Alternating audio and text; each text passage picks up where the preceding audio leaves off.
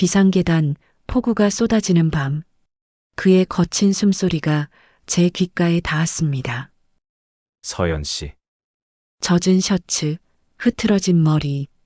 그의 손이 제 허리를 감쌌을 때 저는 더 이상 버틸 수 없었습니다. 52살 유부녀인 제가 회사 경비원과 금기를 넘고 있었습니다. 이 모든 건 3개월 전 그날부터 시작되었습니다. 본격적인 이야기 시작 전 좋아요와 댓글 부탁드립니다. 여러분의 한 줄 한 줄이 큰 힘이 됩니다. 그럼 시작합니다.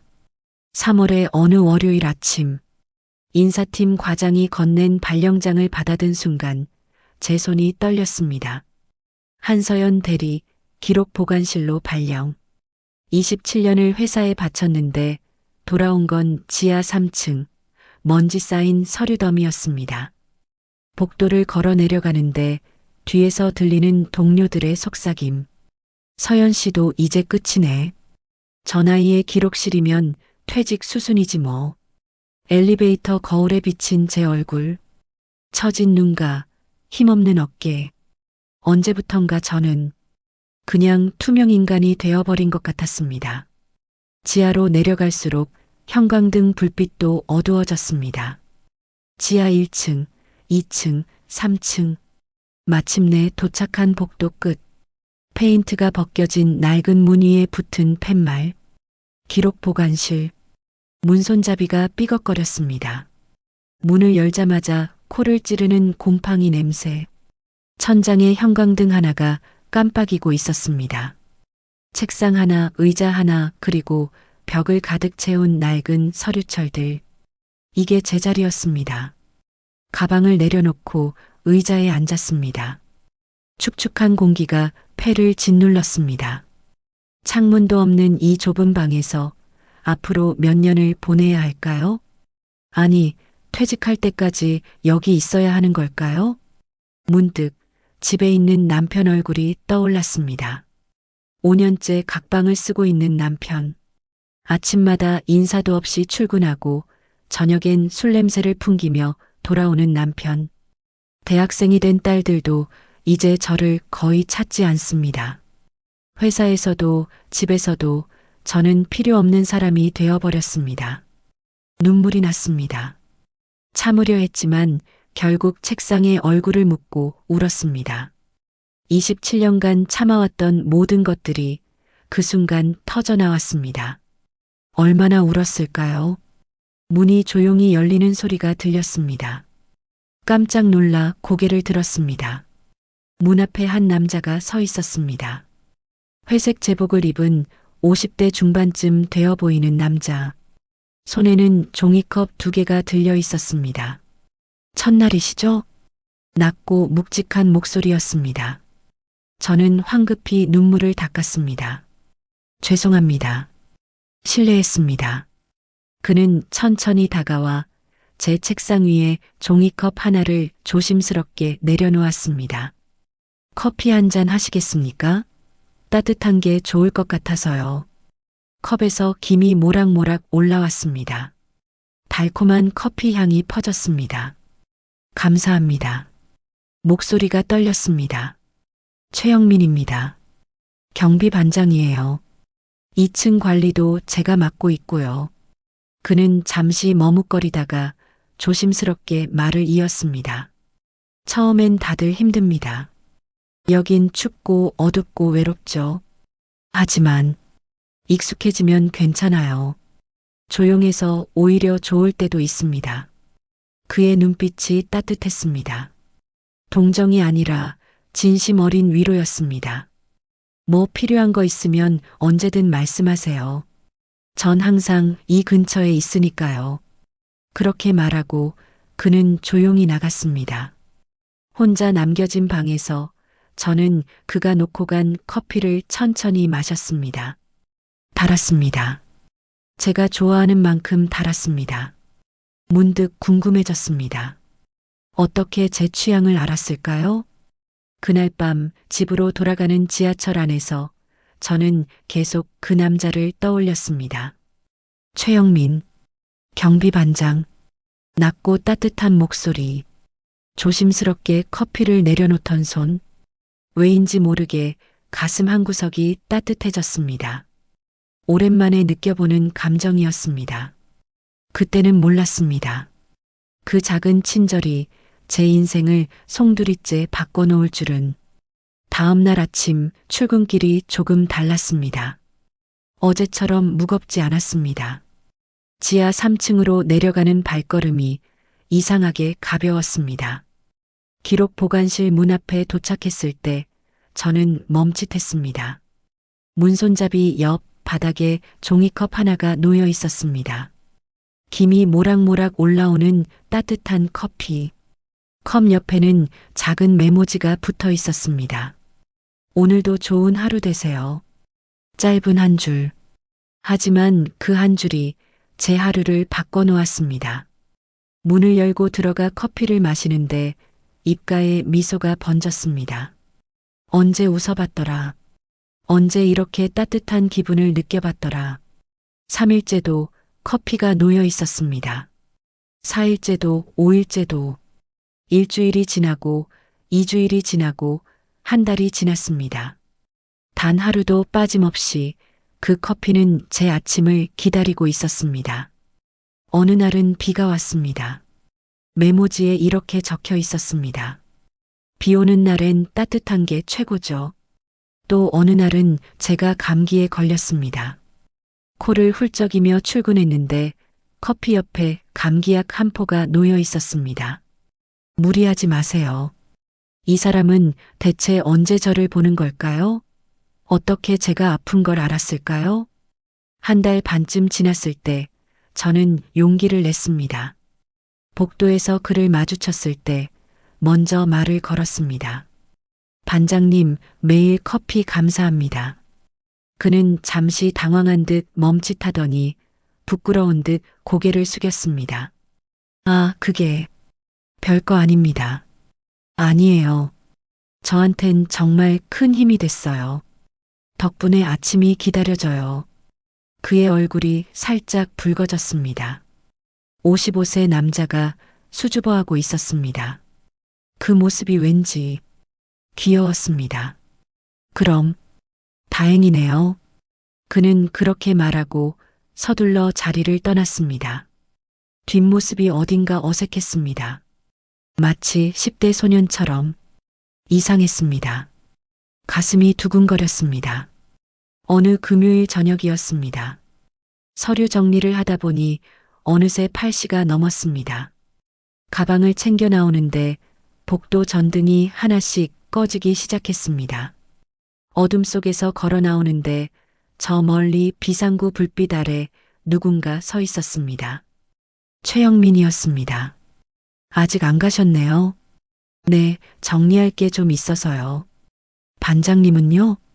저도 마무리하고 가려던 참이었습니다. 침묵이 흘렀습니다. 어색하지 않은 편안한 침묵. 같이 나가실래요? 그의 제안에 저는 고개를 끄덕였습니다. 나란히 걸었습니다. 좁은 복도를 함께 걸어 나오는데 어깨가 자꾸 스쳤습니다.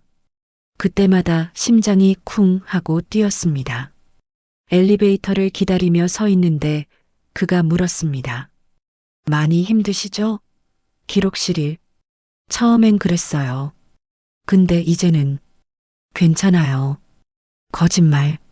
그가 빙그레 웃었습니다. 처음 보는 그의 미소. 눈가에 주름이 잡혔습니다. 그 주름이 묘하게 매력적이었습니다. 들켰네요. 저도 덩달아 웃었습니다. 저도 알아요. 힘든 거. 전 10년 전에 이 자리로 왔거든요. 원래는 다른 부서에 있었어요. 그러셨어요? 네. 실수 하나 때문에 좌천당했죠. 그때 정말 죽고 싶었습니다. 그의 목소리가 낮아졌습니다.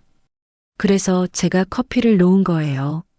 서연 대리님 얼굴 보니까 제 모습이 보이더라고요. 10년 전 제 모습이. 가슴이 먹먹했습니다. 이 사람은 저를 이해하고 있었습니다. 그 누구도 이해해주지 않았던 제 마음을. 엘리베이터가 도착했습니다. 문이 열렸습니다. 하지만 저는 쉽게 발을 떼지 못했습니다. 반장님, 네, 정말 고맙습니다.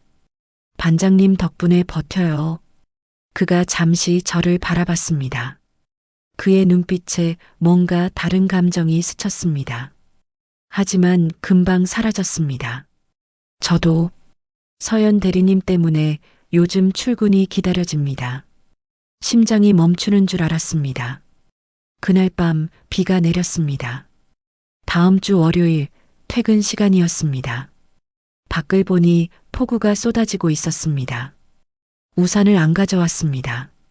망설이며 복도로 나섰을 때 그가 서 있었습니다.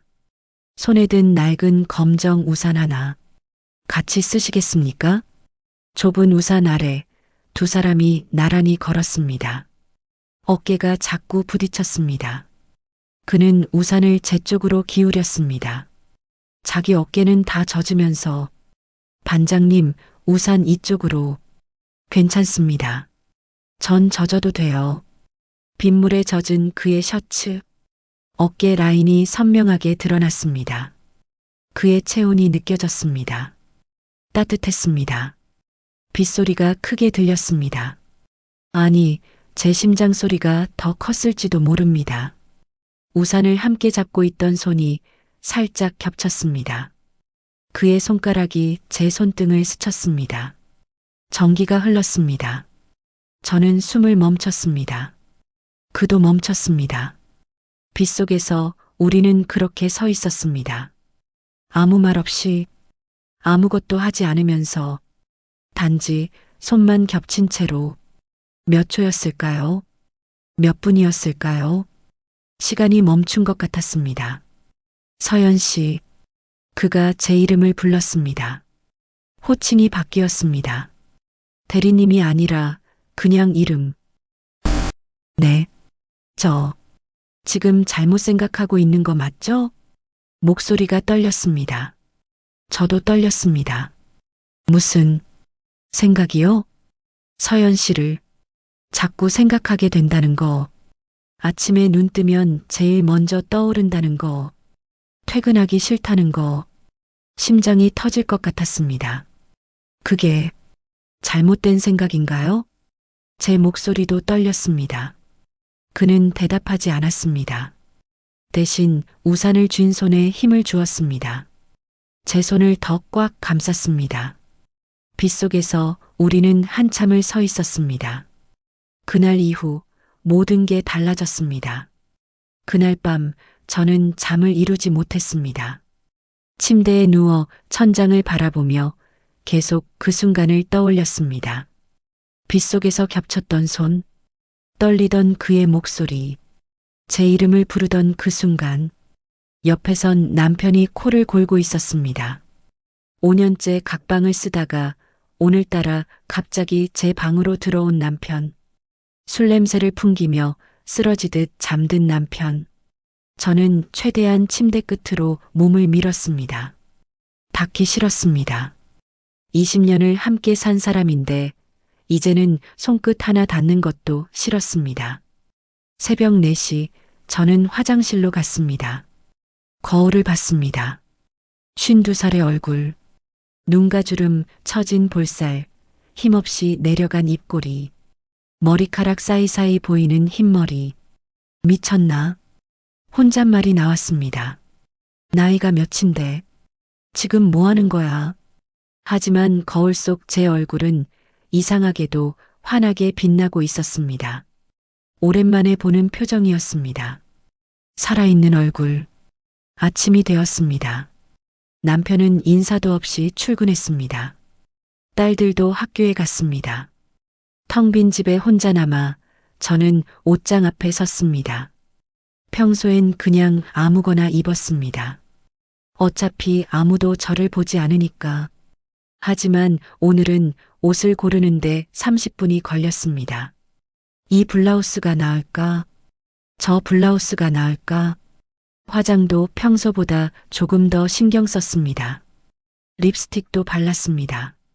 현관문을 나서다가 문득 멈췄습니다. 나 지금 뭐 하는 거지? 웃음이 나왔습니다. 우스웠습니다. 52살 아줌마가 회사 경비원 보러 가려고 화장을 하고 있다니. 그냥 외로워서 그런 거야. 회사에서 밀려나고 남편한테 무시당하고 그래서 조금만 친절해도 착각하는 거야. 스스로를 설득했습니다. 영민 씨는 그냥 친절한 사람일 뿐이야. 나한테 관심 있는 게 아니야. 하지만 지하철을 타고 가는 내내 가슴은 계속 두근거렸습니다. 회사에 도착했습니다. 지하 3층으로 내려갔습니다. 복도를 걷는데 멀리 그가 보였습니다. 최영민, 청소 도구를 들고 복도를 닦고 있는 제 발걸음이 저절로 느려졌습니다. 그는 고개를 들었습니다. 저와 눈이 마주쳤습니다. 1초, 2초, 3초. 그가 먼저 시선을 피했습니다. 어색하게 고개를 숙이며 청소를 계속했습니다. 제 가슴이 철렁 내려앉았습니다. 역시 착각이었던 걸까요? 기록 보관실 문 앞에 커피가 놓여 있었습니다. 하지만 오늘은 메모가 없었습니다. 그냥 커피만.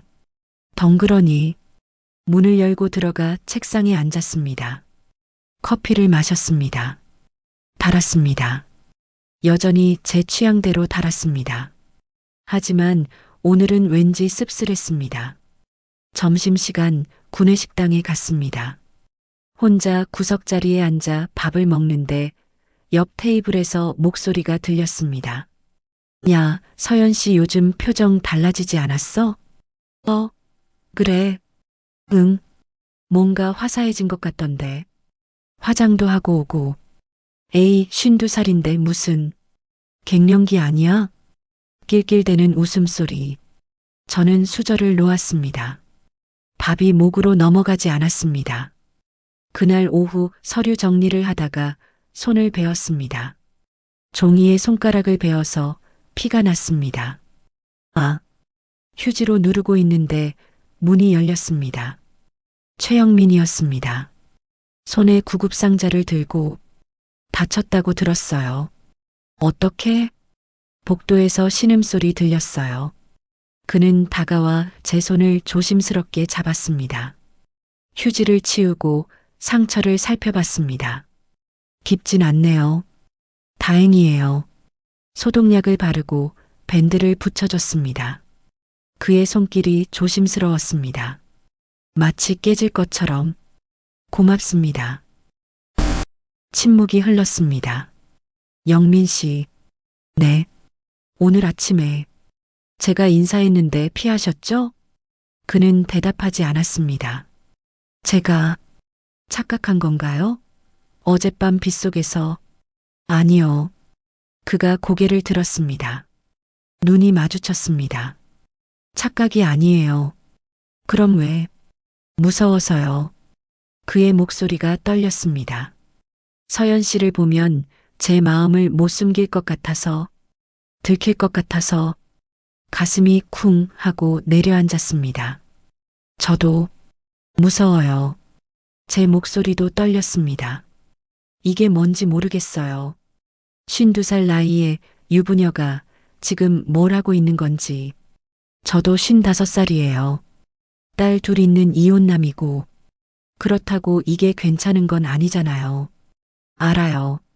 그는 제 손을 놓지 않았습니다. 근데 서연 씨, 전 못 참겠어요. 더 이상은. 그날 밤 집으로 돌아가는 지하철 안에서 저는 계속 울었습니다. 이게 사랑인가? 외로움인가? 착각인가? 52년을 살면서 이런 감정은 처음이었습니다. 남편과 결혼할 때도 이렇게 가슴이 뛰지 않았습니다. 집에 도착했습니다. 불 꺼진 거실, 텅 빈 집, 각 방에서 코 고는 남편. 저는 제 방으로 들어가 문을 잠갔습니다.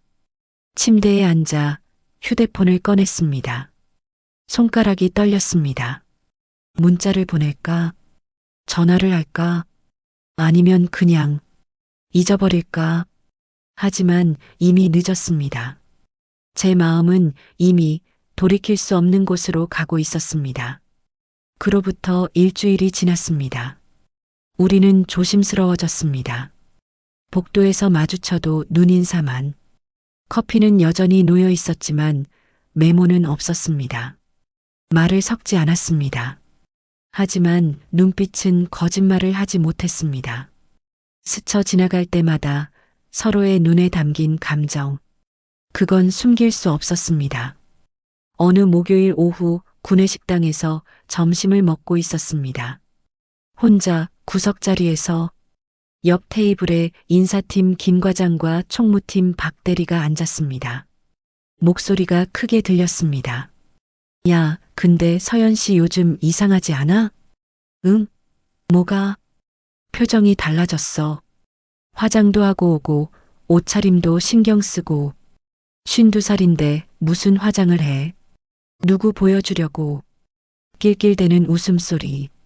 근데 진짜 이상한 건 말이야. 경비 반장이랑 엄청 친한 것 같더라. 순간 제 손이 멈췄습니다. 최 반장? 응. 지하에서 맨날 같이 있는 거 봤어. 복도에서 둘이 서서 얘기하고. 에이, 설마. 나이도 있고 유부녀인데. 그러게. 근데 뭔가 분위기가 이상하더라니까. 눈빛이 좀. 야, 진짜? 와, 대박. 웃음소리가 더 커졌습니다. 저는 숟가락을 놓았습니다. 밥이 목구멍으로 넘어가지 않았습니다. 가슴이 두근거렸습니다. 아니, 심장이 쿵쿵 내리쳤습니다. 들켰다. 아직 아무것도 하지 않았는데 벌써 들켰다. 자리에서 일어났습니다. 식판을 반납하고 식당을 나왔습니다. 복도를 빠르게 걸었습니다. 지하로 내려갔습니다. 기록 보관실 문을 열고 들어가 문을 닫았습니다. 등을 문에 기대고 숨을 몰아쉬었습니다. 진정해. 진정해. 그냥 소문일 뿐이야. 하지만 소문은 무서웠습니다. 회사에서 소문이 돈다는 건 곧 진실이 된다는 것과 같았습니다. 그날 저녁 퇴근하려고 가방을 챙기는데 휴대폰이 울렸습니다. 남편이었습니다. 여보세요. 야, 너 요즘 뭐 하냐? 남편의 목소리가 차갑게 들렸습니다. 회사 다니죠. 왜요? 회사에서 전화 왔어. 내 직속 상사한테. 심장이 멎는 줄 알았습니다. 뭐라고요? 내가 요즘 행실이 이상하다고. 경비원이랑 놀아난다고. 그게 무슨. 야, 한서연. 나이가 몇인데 지금 뭐 하는 거야? 창피하게. 목소리가 높아졌습니다. 딸들 생각은 안 해? 52살 먹은 년이 회사 경비원이랑 바람 피워? 바람이 아니에요. 아무것도 안 했어요. 저도 모르게 소리를 질렀습니다. 그럼 뭔데? 소문이 왜 나? 불난데 연기 나는 법 없어. 정신 차려. 내가 지금 무슨 짓 하는 건지 알아? 전화가 끊겼습니다. 저는 주저앉았습니다. 차가운 바닥에 그대로 주저앉아 머리를 감쌌습니다. 아무것도 하지 않았는데, 손 한 번 제대로 잡아보지도 못했는데, 벌써 이렇게 되어버렸습니다. 문이 열렸습니다. 최영민이었습니다. 제가 주저앉아 있는 걸 보고 깜짝 놀라 달려왔습니다. 서연 씨, 무슨 일이에요? 소문 났어요. 뭐라고요? 우리 얘기 회사에서 다 알아요. 제 남편한테까지 전화 갔어요. 그의 얼굴이 굳어졌습니다. 제가 어떻게 해야 할지 모르겠어요. 눈물이 났습니다. 참으려 했지만 결국 터져나왔습니다. 우린 아무것도 안 했는데, 손도 제대로 못 잡아봤는데, 근데 왜 이렇게 된 거죠? 그는 저를 일으켜 세웠습니다. 그리고 조심스럽게 제 어깨를 잡았습니다. 서연 씨, 진정하세요. 어떻게 진정해요? 이제 다 끝났어요. 끝난 게 아니에요. 그의 목소리가 단호했습니다. 우린 잘못한 게 없어요. 커피 마시고 얘기 나누고 그게 다예요. 하지만 사람들이 뭐라든 우리가 진실을 알잖아요. 그는 제 눈을 똑바로 바라봤습니다. 서연 씨, 전 포기 못해요. 뭐라고요? 이제 와서 포기 못합니다. 소문난 거 저도 알아요. 오늘 아침에 경비실로 인사팀 직원이 찾아왔어요. 저보고 조심하래요. 그래서 더 못 포기하겠어요. 그의 손이 제 뺨을 감쌌습니다. 소문 날 거면 제대로 하고 싶어요. 심장이 터질 것 같았습니다. 이틀 후 금요일 오후였습니다. 인사팀 김 과장이 기록 보관실로 찾아왔습니다. 문을 두드리더니 들어와 의자에 앉았습니다. 서연 대리, 요즘 어때요? 일은 적응됐어요? 네, 괜찮습니다. 그래요? 다행이네. 근데 말이죠. 그는 슬쩍 웃었습니다. 비호감의 웃음. 요즘 최 반장이랑 많이 친해진 것 같던데? 그냥 같은 층에서 일해서 얼굴 자주 보는 정도입니다. 아, 그래요? 그런데 여기저기서 소문이 좀 들리던데. 둘이 분위기가 심상치 않다고. 소문은 그냥 소문일 뿐입니다. 그렇긴 하죠. 근데 서연 대리, 알죠? 여긴 회사예요. 기혼자가 회사 안에서 이상한 소문 나면 안 좋죠. 그는 일어서며 덧붙였습니다. 조심하세요. 나이도 있으시고 체면도 있으실 텐데. 문이 닫혔습니다. 저는 책상에 머리를 박았습니다. 체면, 나이, 기혼자, 모든 게 저를 짓눌렀습니다. 그날 밤 집으로 돌아가는 길에 남편에게서 문자가 왔습니다. 주말에 애들 데리고 나와. 얘기 좀 하자. 딸들, 대학생이 된 딸들까지 알게 되는 걸까요? 지하철 창문에 비친 제 얼굴을 봤습니다. 초췌했습니다. 눈가엔 다크서클이 가득했습니다. 이게 사랑의 대가인가요? 아직 시작도 하지 못했는데 벌써 이렇게 무너지고 있었습니다. 주말이 지나갔습니다. 남편과 딸들 앞에 앉아 저는 고개를 들 수 없었습니다. 큰딸이 물었습니다. 엄마, 회사에서 무슨 일 있어? 아무 일도 없어. 아빠가 그러는데 엄마가 회사에서 이상한 소문 났다고. 소문일 뿐이야. 아무것도 아니야. 작은 딸이 한숨을 쉬었습니다. 엄마, 나이 생각 좀 해. 창피하게. 그 말이 가슴에 비수처럼 꽂혔습니다. 월요일 아침 출근하기가 두려웠습니다. 하지만 가야 했습니다. 지하 3층으로 내려가는데 복도가 유난히 길게 느껴졌습니다.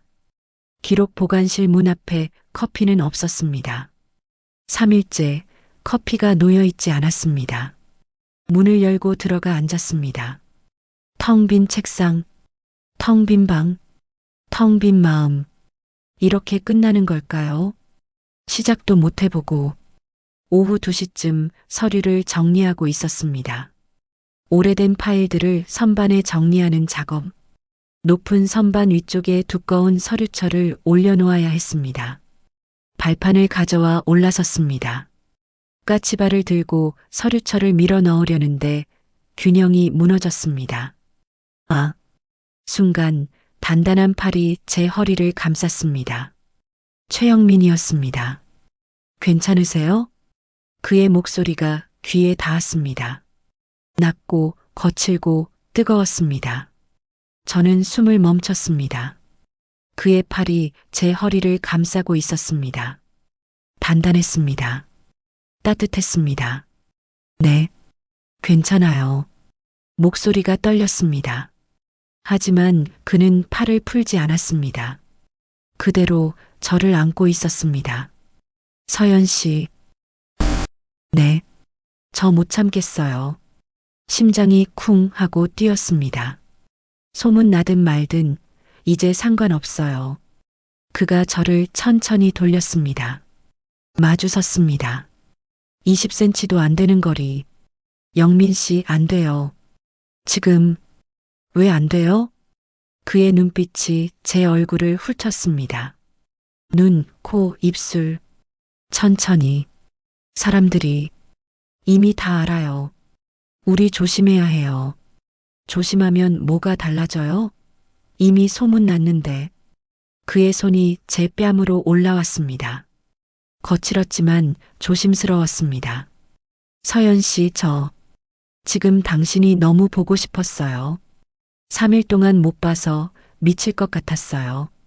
저도 말이 막혔습니다. 저도 보고 싶었어요. 그의 눈빛이 변했습니다. 뭔가 결심한 듯한 눈빛. 서연 씨. 네. 전 지금 당신한테 선을 넘고 싶어요. 온몸에 전율이 흘렀습니다. 안 돼요. 여긴 회사고 누가 들어올 수도. 문 잠갔어요. 뭐라고요? 들어오면서 잠갔어요.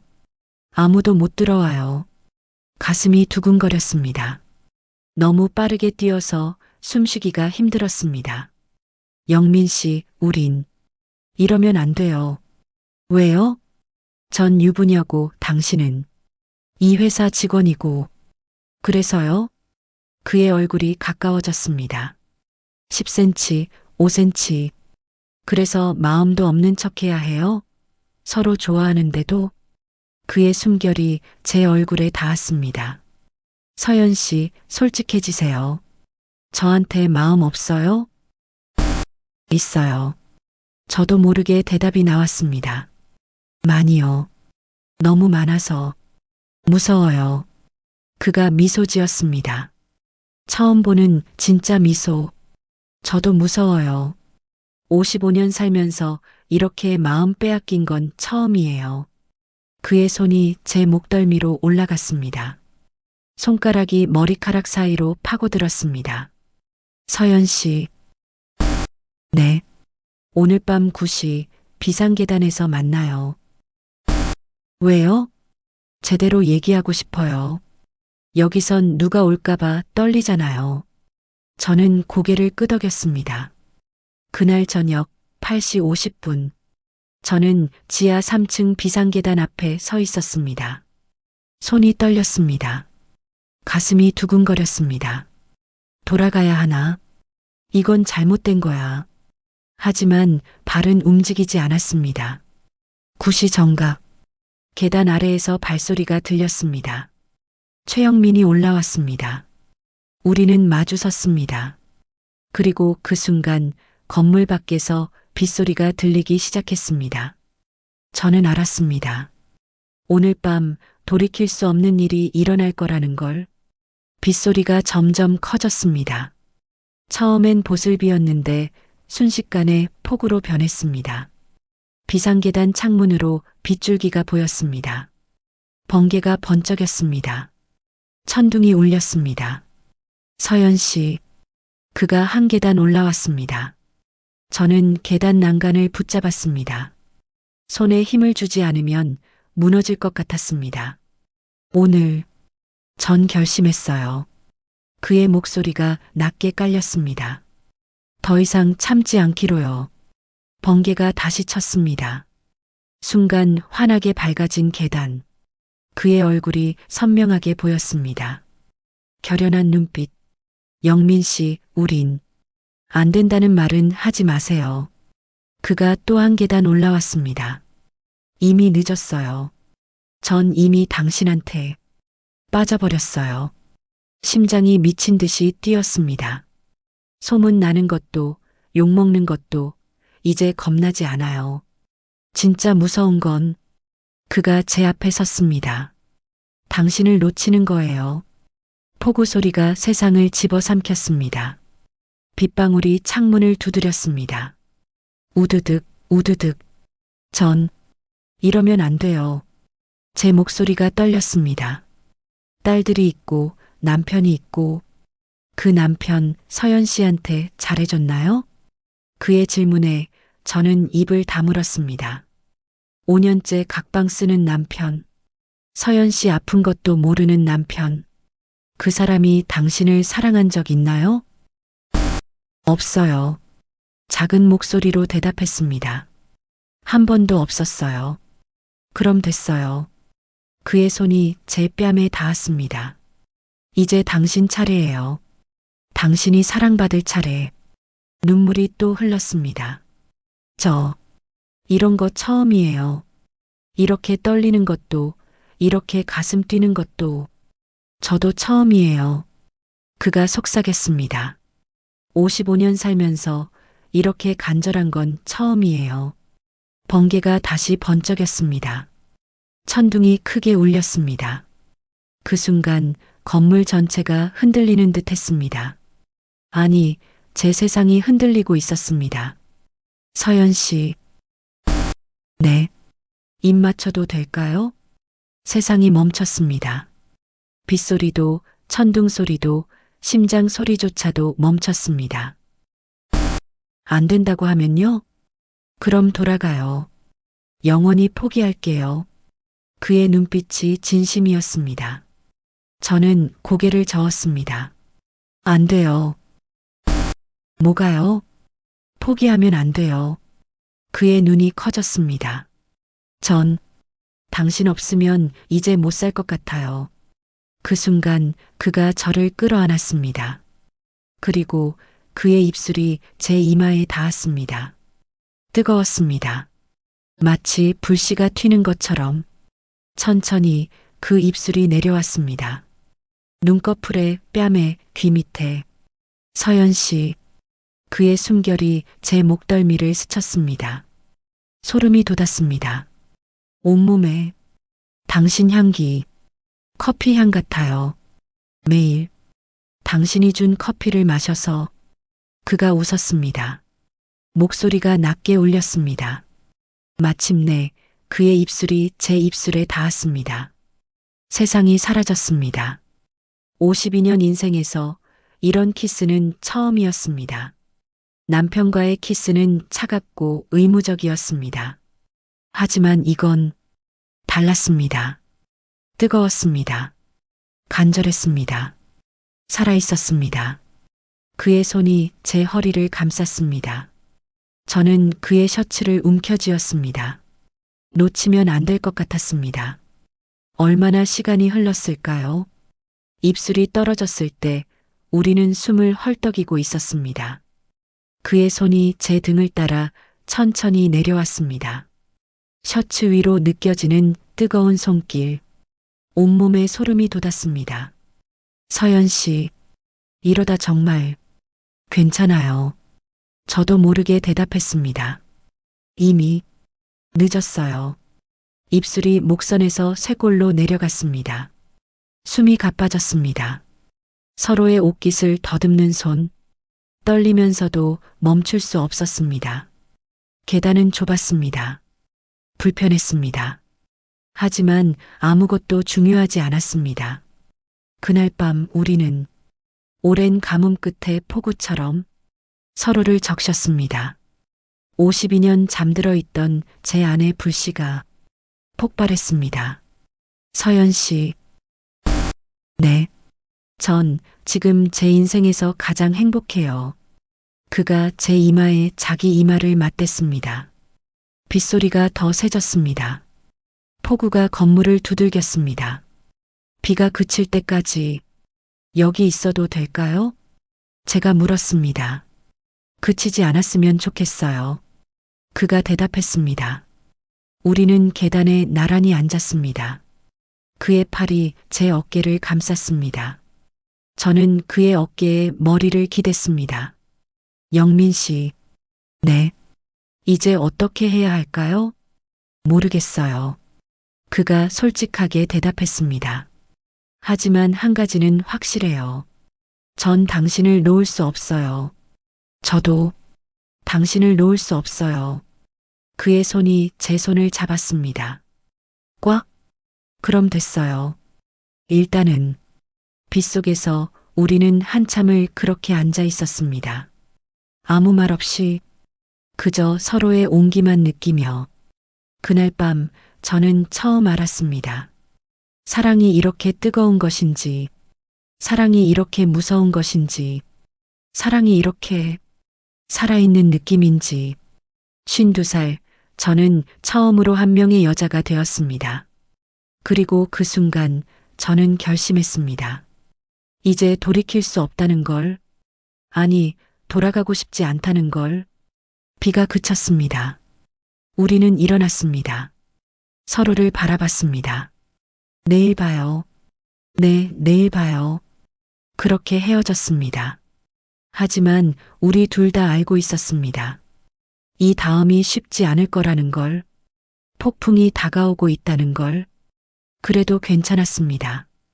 왜냐하면 이제 우리는 함께였으니까요. 그날 이후 일주일이 지났습니다. 우리는 조심했습니다. 회사에서는 눈인사만 했습니다. 말도 섞지 않았습니다. 하지만 퇴근 후 비상계단에서 만났습니다. 매일 밤 그곳에서 우리는 손을 잡았습니다. 껴안았습니다. 입 맞췄습니다. 그리고 내일을 약속했습니다. 행복했습니다. 무섭도록 행복했습니다. 하지만 행복은 오래가지 않았습니다. 목요일 오전 최영민에게서 급한 문자가 왔습니다. 점심시간에 비상계단에서 봐요. 급해요. 가슴이 철렁했습니다. 점심시간 비상계단으로 달려갔습니다. 그가 서 있었습니다. 얼굴이 굳어 있었습니다. 무슨 일이에요? 서연 씨. 그의 목소리가 떨렸습니다. 제 딸이 이번 주 월요일에 이 회사 인사팀으로 입사했어요.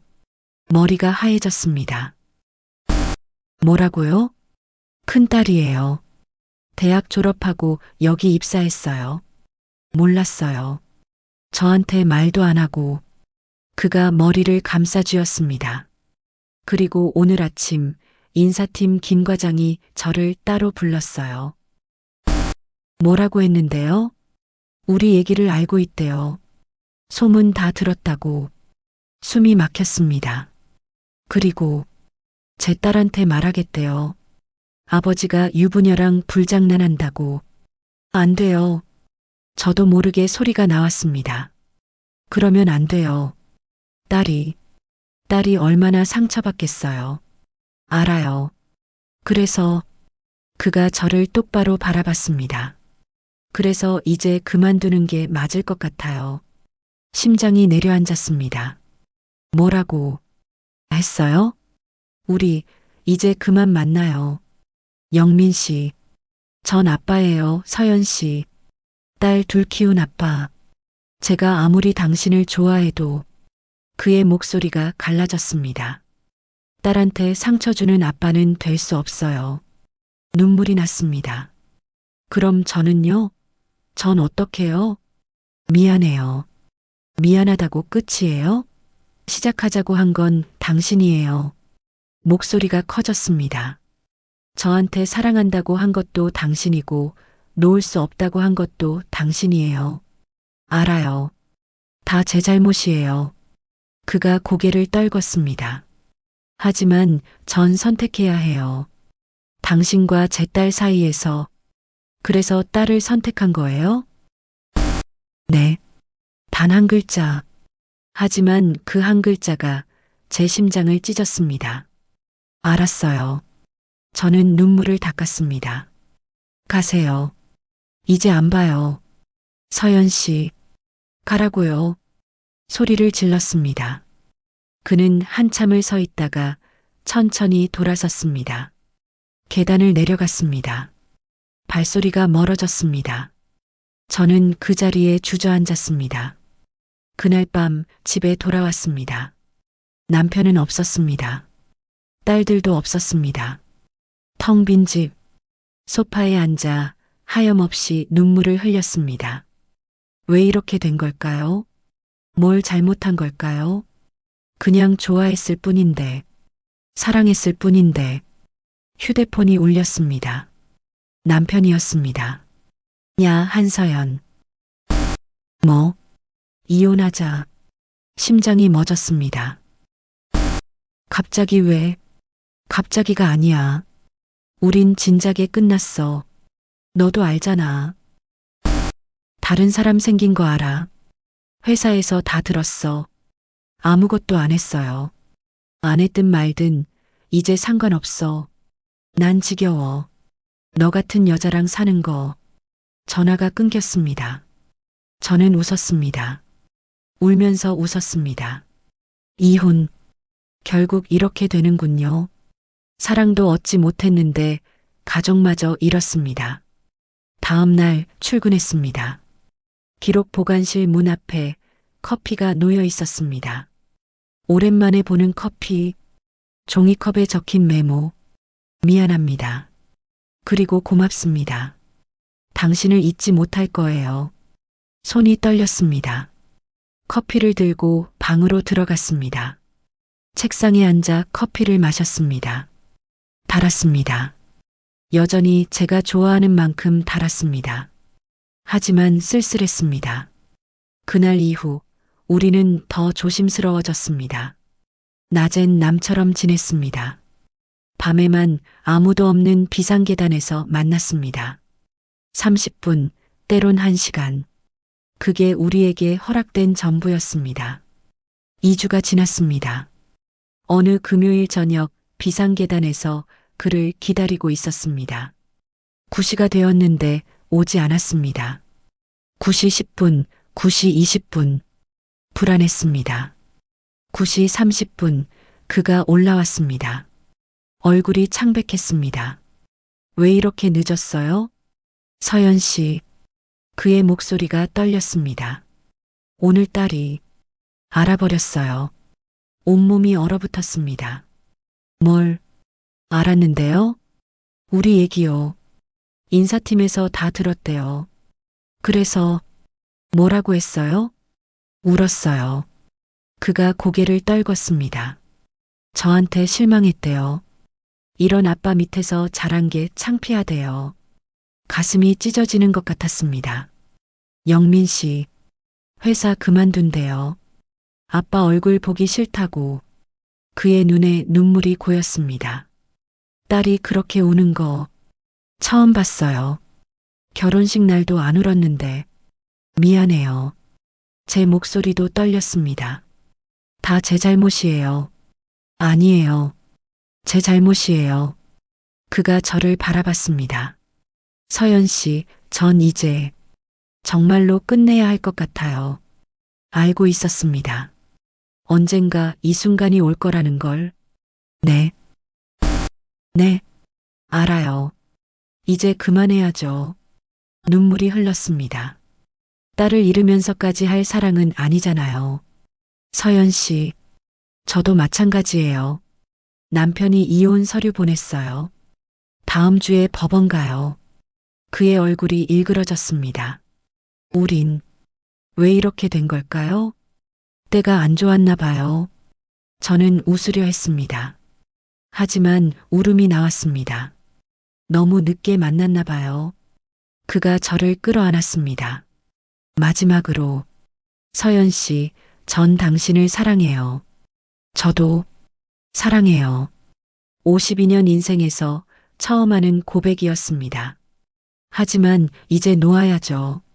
네. 우리는 한참을 그렇게 안고 있었습니다. 마지막이라서 더 꽉 안았습니다. 마지막이라서 더 아팠습니다. 서연 씨, 네. 후회는 안 해요. 그가 제 귀에 속삭였습니다.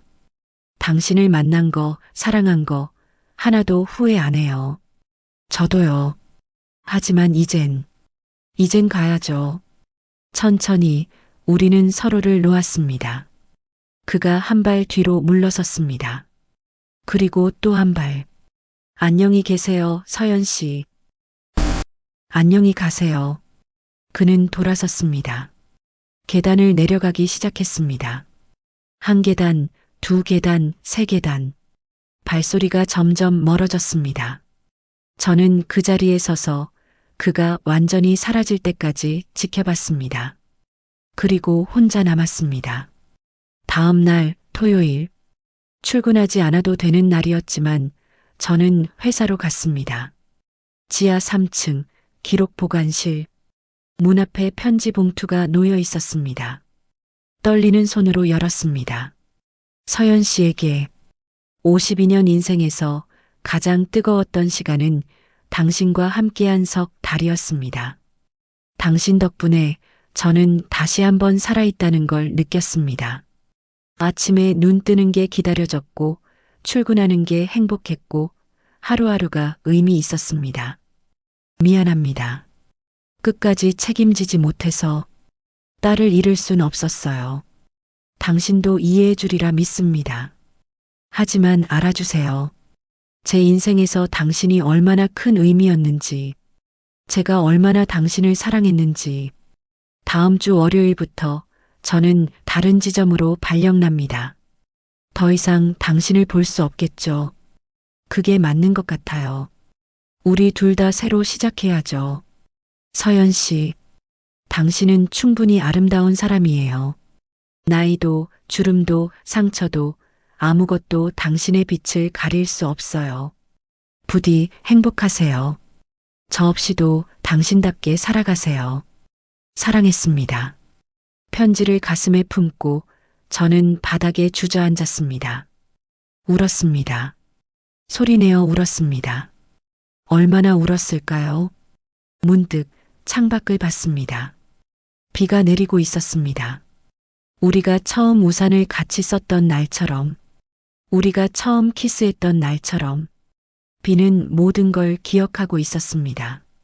1시간쯤 지났을까요? 저는 일어났습니다. 편지를 다시 한번 읽었습니다.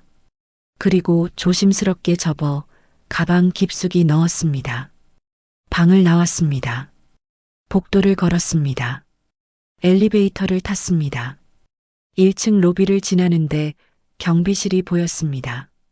그가 앉아있던 자리, 이제 다른 사람이 앉아 있었습니다. 가슴이 아팠습니다. 하지만 저는 멈추지 않았습니다. 밖으로 나갔습니다. 빗속을 걸었습니다. 우산도 없이 온몸이 젖었습니다. 머리카락에서 빗물이 흘러내렸습니다. 하지만 괜찮았습니다. 비가 제 눈물을 가려주고 있었으니까요. 그날 밤 집으로 돌아왔습니다. 거울을 봤습니다. 젖은 머리, 번진 화장, 붉은 눈, 52살의 얼굴. 이제 어떻게 살지? 혼잣말이 나왔습니다. 하지만 대답은 없었습니다. 그저 빗소리만 창문을 두드렸습니다. 6개월이 흘렀습니다. 9월의 어느 월요일 아침, 저는 여전히 지하 3층 기록 보관실에서 일하고 있었습니다. 하지만 달라진 게 있었습니다. 더 이상 이곳이 쓸쓸하지 않았습니다.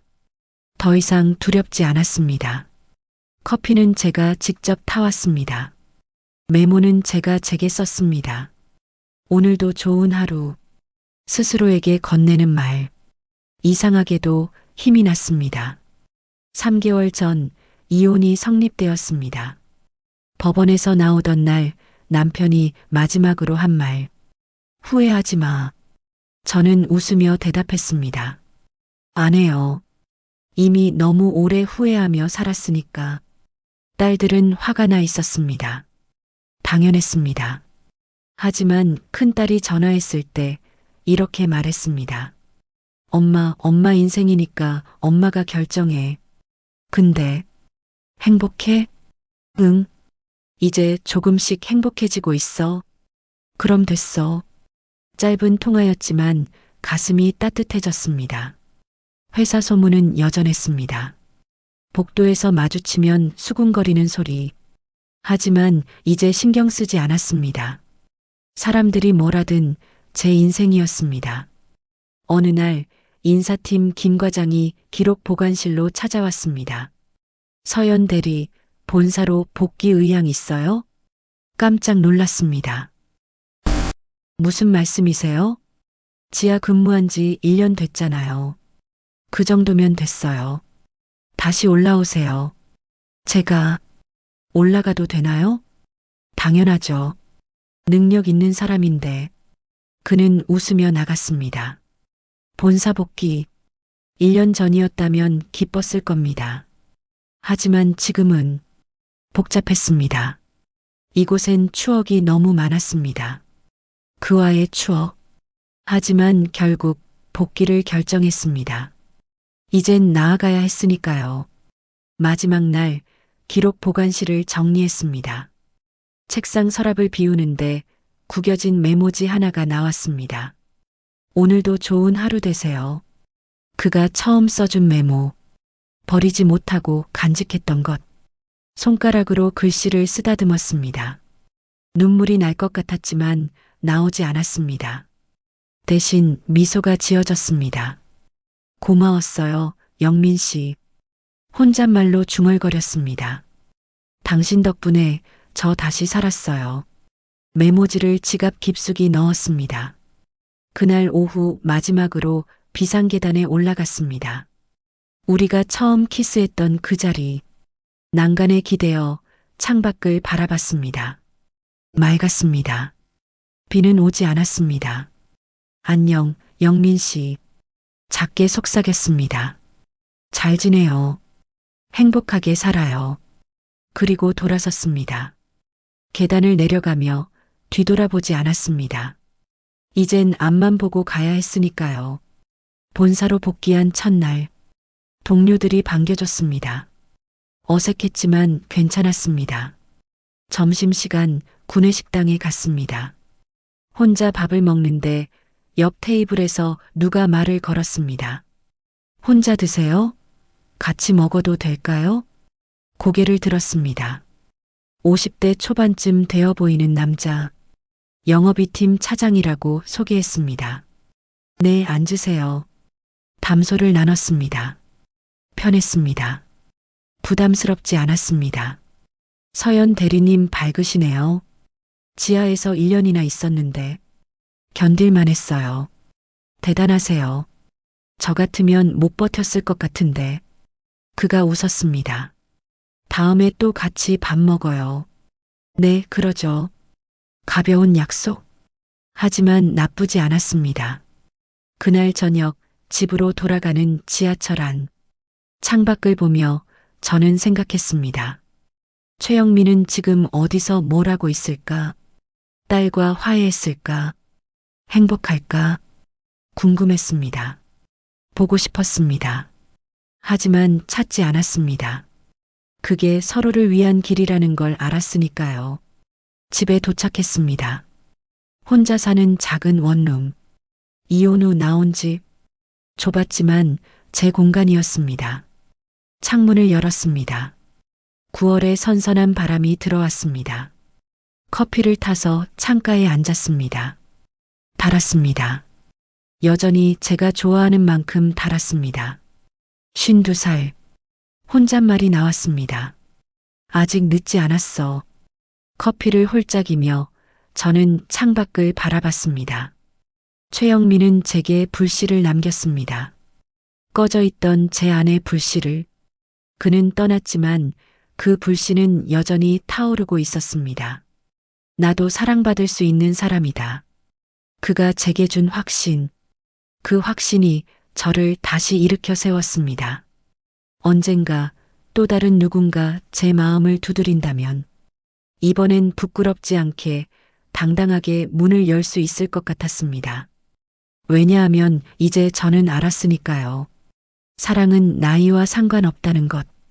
52살에도 60살에도 70살에도 언제든 다시 사랑할 수 있다는 것. 그리고 그 사랑이 죄가 아니라 선물이라는 것을. 창밖으로 빗방울이 떨어지기 시작했습니다. 보슬비, 잔잔한 비.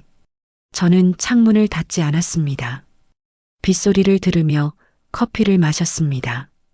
예전엔 비가 오면 그가 생각나서 울었습니다. 하지만 이제는 괜찮았습니다. 비는 그저 비였습니다. 아름다운 빗소리. 고마웠어요, 영민 씨. 다시 한번 중얼거렸습니다. 당신 덕분에 저 다시 태어났어요. 커피잔을 들어 창밖을 향해 살짝 들어 올렸습니다. 건배하듯이. 그리고 안녕. 마지막 인사.